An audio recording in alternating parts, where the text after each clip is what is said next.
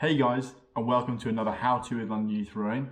I'm one of the coaches here, Tom, and this week we're going to be talking about periodization.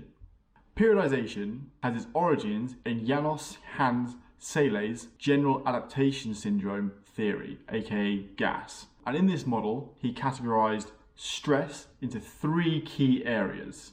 Area 1 was the alarm stage. This is the body's panic to the stress. Area 2 was the resistance stage. That's the body starting to actually deal with the stress, work with the stress, develop to the stress.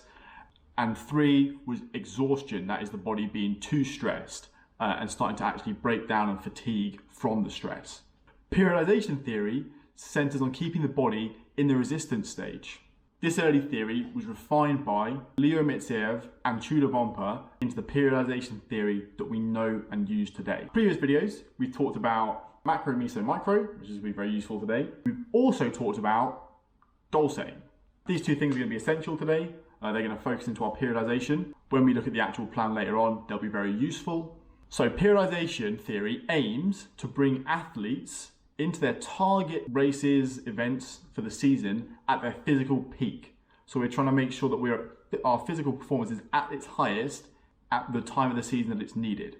The goal of any program is to make an athlete fitter, create fitness, make them fitter throughout the macro cycle.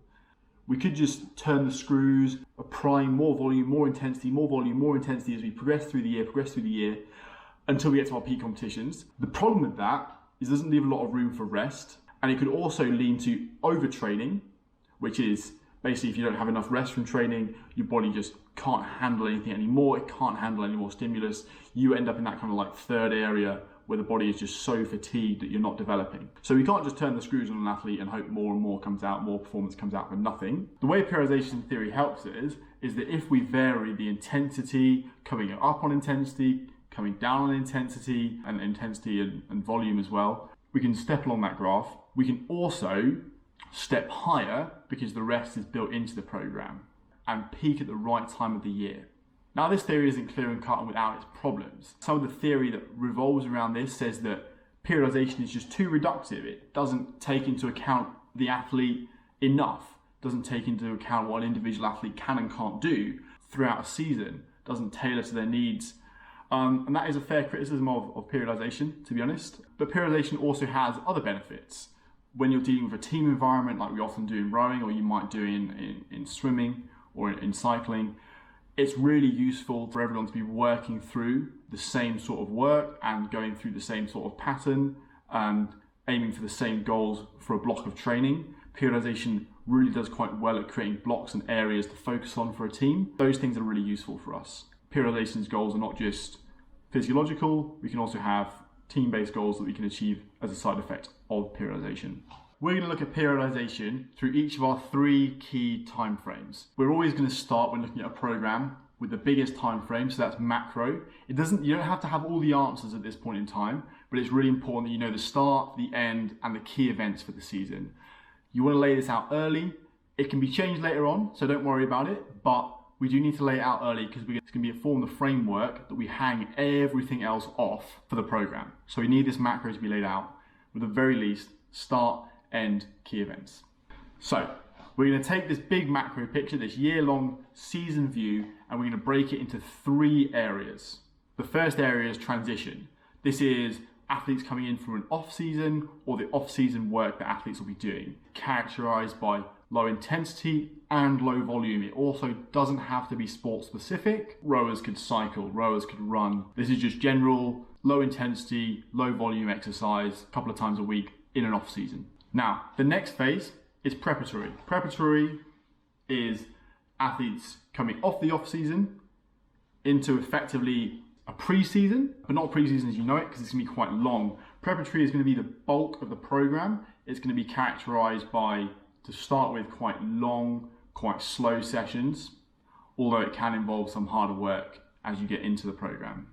You can also look during preparatory at developing technique as you go through the program. That's really important. You can look at starting with basic technique as athletes come in from off season. So the last phase is competitive. And believe it or not, this is actually going to be one of the smallest parts of the program. There's only so long that an athlete can be in season 4, and it's always going to be quite a short time. So this area is always going to be characterized by a lot of sport-specific training, a lot of key competitions. We have our macro cycle. We've laid out the 3 areas of the macro cycle. We're now going to break those areas down into mesocycles. So these are those 4 to 6 week blocks that we've spoken about previously. When we're laying out here, we're going to be fairly broad in what we talk about. We're going to talk about fairly broad terms because there are going to be specific videos on cardio and strength programming where we'll go through in a bit more detail. But here we're just trying to get the general flavour. To break down our phases, we're going to outline 3 key areas: base, speed, taper. It's a little bit reductive right now. There are way more phases to go into, but these 3 phases will help understand the majority of what we're going to talk about. Base is characterized by low volume, low intensity, or it can be quite high volume, but still quite low intensity, depending on the time of the season. But generally speaking, base is talking about low, slow work, big miles, not a lot of speed work, or if there is speed work, it's quite spread out. Technique, basic technique is a big factor in base training. And as you get further into base training, you can look at increasing strength as well as strength endurance. The speed phase starts off with roughly the same volume as the base phase that it comes after. But as you progress into the speed phase, very quickly volume tapers off in favor of more intense sessions. So that is what will be characterized about. If a speed session is leading into an event, you might do sport specific stuff. So you might start practicing the race scenarios, actual race situations, race tactics, etc.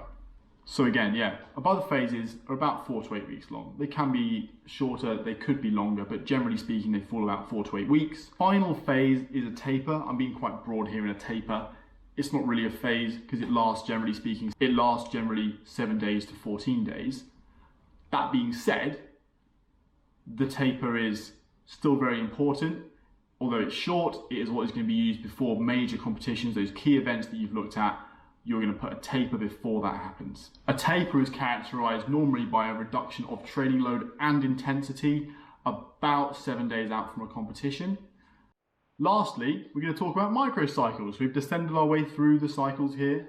We know a lot about these things now. We're in microcycles, very exciting.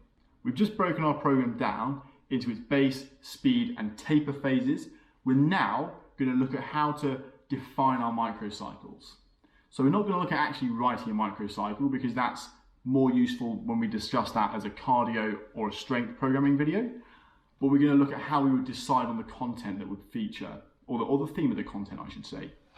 So very simply, this is one of the periodization's very core ideas. We're going to use a combination of hard weeks and easy weeks to step athletes along. So there should be a graph here showing an example of a hard week and an easy week, a hard week and an easy week. That's a 2-week cycle. And as you can see, the first hard week is easier than the second hard week. So there has been progress between those, but there is a rest in between. Now you can use these microcycles with up to 3 hard weeks before an easy week. So here's an example of three hard weeks, easy, 3 hard, easy. And as you can see, to get the most out of our microcycles, we're actually increasing the intensity of our hard sessions. So it gets progressively harder, we back off on the easy, progressively harder, back off on the easy, but you'll find that this easy is higher than this easy, this hard higher than this hard. So we're making our way up, so the athlete is progressing in terms of performance that they're capable of, but with inbuilt rest into the program. Going to have a quick look at what it looks like on the spreadsheet. So in front of me, I have a training program for a year. There's a macro cycle. You can see how I like to lay out a training program. So first thing we have here at the top is we have the weeks. So I like to put the weeks in. These are the week commencing. You can see basically this is a year-long program. It starts on the 3rd of August this year. That's Monday the 3rd of August. And it runs all the way through to the week commencing, or it finishes on the week commencing the 26th of July next year. So that puts there to be about a week between seasons for this program. Yeah, I like to label my weeks, -3, -2, -1, 0, 1. So for me, we're working with juniors here. So week 1 is when the kids go back to school. So that's when I'm expecting juniors back in school that week. It's not that day, but one of the days that week they are in. And then we go all the way through. The reason I like to label weeks is because when we're dealing with microcycles, when I'm sending out microcycles, it's just a really nice way of linking them together to the main program. We're talking about being in week 40 or something. We're talking about being in week 42. I know where we are in the program because I can just look straight away week 42, and I like the way that that feels. I've put the events for the year. This is not rock solid, far from it. It'll probably change. Most definitely it will change. Grey is holidays. Yellow is our key race events. We will probably change these. So they will probably it'll be one of the events over here and it'll be one of the events over here. Maybe two of the events over here. So we're really looking to, shape the year. So you can see we spoke about those key phases: transition, preparatory, and competitive. So as you can see, we don't actually come into the competitive phase until week 30 of the program. So we'll have done 30 weeks of training. And if the kids have done pre-season, they'll have done actually 34 weeks of training before we enter competitive phase. We spend most of our time in preparatory. The majority of our racing is done in preparatory. So these are not key events that you see here. Things like Reading Small Boats Head or Fours Head are not key events. They just exist in the program as training opportunities, but they will not be tapered for. Well, one of them might be tapered for. We'll get onto that in a second. They're not key events. We're not trying to peak for them. That's not what we're trying to do well at this year. We want to be good at over here. So next, I've broken the program into sub-phases. I don't have a sub-phase for these 4 weeks of the summer holiday, mainly because either if I'm with athletes, we'll be doing something pretty fun, pretty low intensity, or if they're on their own, they'll be encouraged to do sports that aren't rowing. We come into base 1 and base 2. I spoke about the fact that you could split base up if you wanted to. We have chosen to split base up here because we've got athletes coming in off an off season. So we've split base into an easy version of a base and then coming into a slightly more intense base. So the season has a slightly little ramp to it as opposed to dropping people in the deep end with long mileage sessions. We'll come on it a bit slower. We then move into speed work. Base 2, it might be confusing because there's 2 base 2s. I'm saying in this program and the way that I like to write, base 2 here and base 2 here have similar training goals of what we're trying to get out of them. They're characterized by similar things. So base 2 is labeled again. You'll see we don't come back onto base 1 because we don't really have a break in the season. We've got tapers before key events. So yellow event has a taper, yellow event has a taper, yellow event has a taper, yellow event has a taper. We also have speed phases. I've talked about these things out of order here, but speed is really important. You can see we've got 3-week speed block, 3-week speed block, 4-week speed block, 3-week speed block, 3-week speed block. It's really important that we have speed phases in the program. They're going to help athletes start to get a bit quicker, get a bit faster, get used to doing the actions of racing, get used to being competitive. Those things don't come so naturally in base training. And also, again, those aspects of working together as a squad, working towards the same goals, feels really nice. It's really nice to do as a team, to be working towards a big key event. It's really, really enjoyable. So those are the sub-phases, or sort of the sub-phases. There are further sub-phases to split the program into, but again, I don't think it's useful to go into that here. Next, we have our microcycles planned to a certain extent. We've outlined the intent of the sessions, more or less, and how we view it. So easy, easy, easy, easy. This is the off period, so there's nothing really going on here at all. It's pretty relaxed. We'll then come into hard, hard, hard, easy. So this is a 4-week rotation. We then come into 2-week rotation, then 3-week rotation. One of the things you're always juggling here is what makes sense to fall where. For what we do, you get a lot of time with juniors when they're on holiday. For something like this easy week falls on a holiday.